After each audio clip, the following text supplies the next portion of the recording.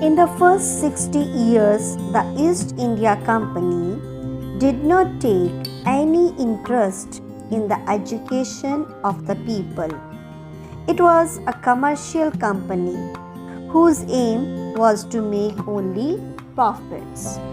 When William Jones arrived in Calcutta in 1783 as a junior judge in the Supreme Court, he felt in order to understand India, it was necessary to discover the sacred and legal text of the country. He thought it would help the British to learn from Indian culture.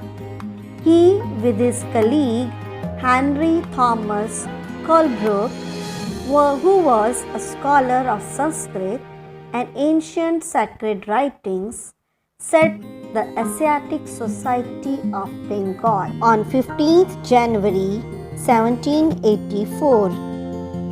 He believed that Indian learning should be reintroduced, which would help the people to know about their glorious past.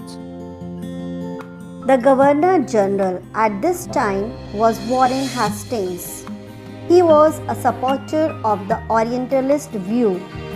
He helped set up a madrasa in Calcutta to promote the study of Islamic law.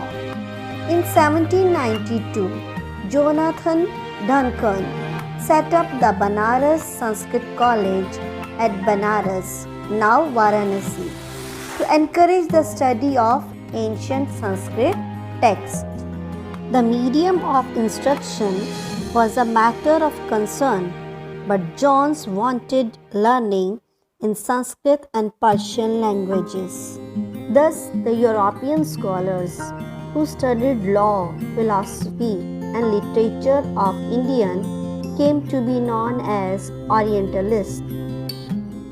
Many Britishers did not agree with the Jones Orientalist vision of learning. They believed that the Indian learning was unscientific and often supported superstitions. People who held such views were known as Anglicists.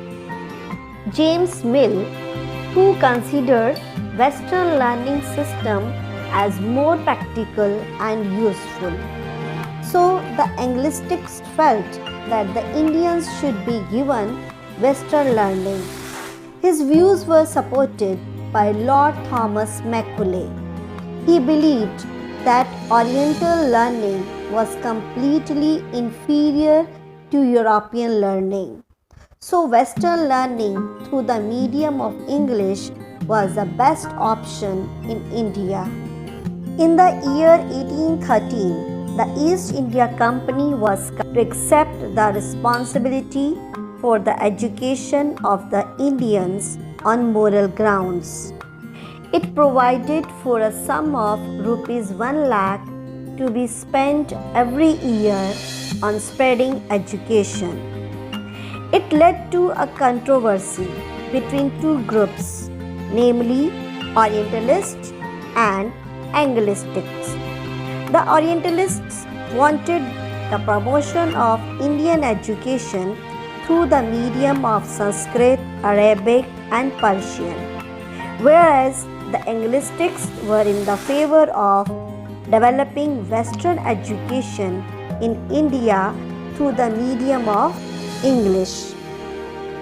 Finally, the issue was settled in 1835 when the English Education Act was passed under the Governor-Generalship of Lord William Banting. It was decided that the money allotted for education would be spent on promoting Western education through the medium of English. So the government stopped supporting Oriental institutions. Thanks for watching it patiently.